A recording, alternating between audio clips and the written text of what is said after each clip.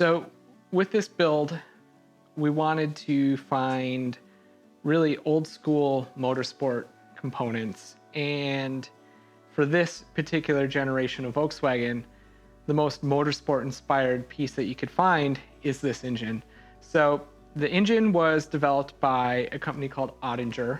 It's a German tuning firm that still exists today, but this was a kit motor that you could buy in the late 70s and early 80s that would convert your engine from a single overhead cam to a dual overhead cam engine.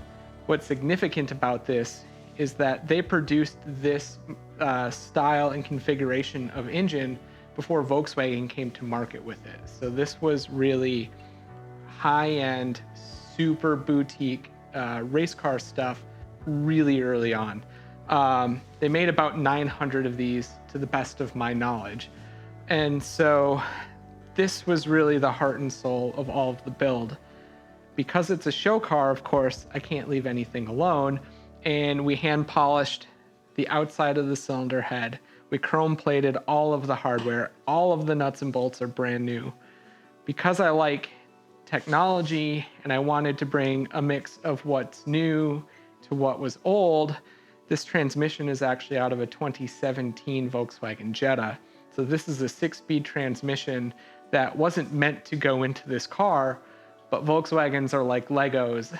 And in many ways, you can pick and choose what pieces you want to put together to make your own car. And so this is really a big balance of old technology with modern technology to look like it's old. These transmissions are great because they look like the old ones from the 70s, but it's a 6-speed where this car originally came with a 4-speed.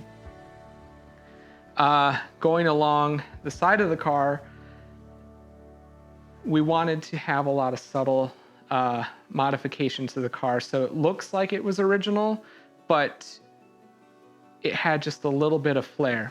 And so these fender arches are actually a 1/2 inch wider than how they came from the factory.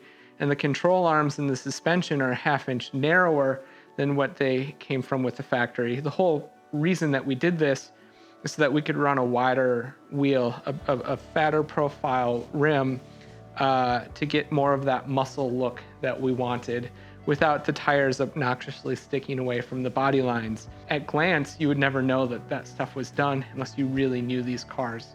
Tiny attention to details are like Easter eggs for folks to look at. Body lines like the bottom of the door and the top of the door frame here, these were originally squared off from the factory, and I wanted to continue the round curvature that you found in some of the other areas of the car. And so we rounded the edges. And if you didn't know these cars, you'd think that it was just a subtle stock little detail that Volkswagen put into it. If you know the cars, you're like, wow, I don't think I've ever seen this before. So that was fun. The rear body line, we did the same treatment to the back end as we did the front end. These are a 1/2 inch wider. The rear suspension is actually a full inch narrower on each side so that we could get a really, really wide polished lip on the wheel. Really, my second favorite part of the car here is the inside.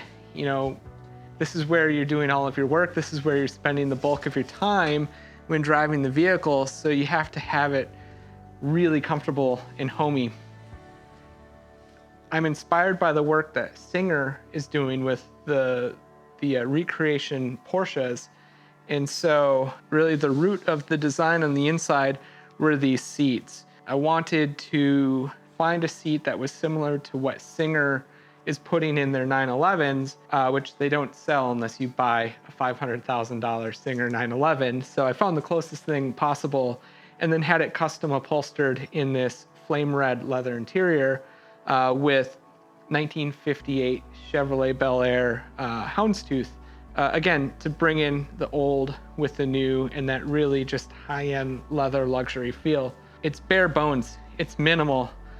And if it doesn't help the car go faster, or if it doesn't help the car move forward, it doesn't exist in this car. And so while it's really bare bones and minimal, everything's upholstered in leather.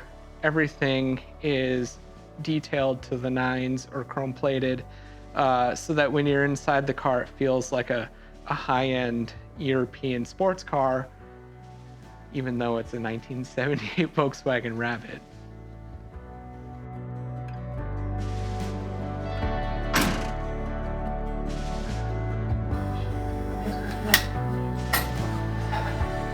It probably needs to be repaired.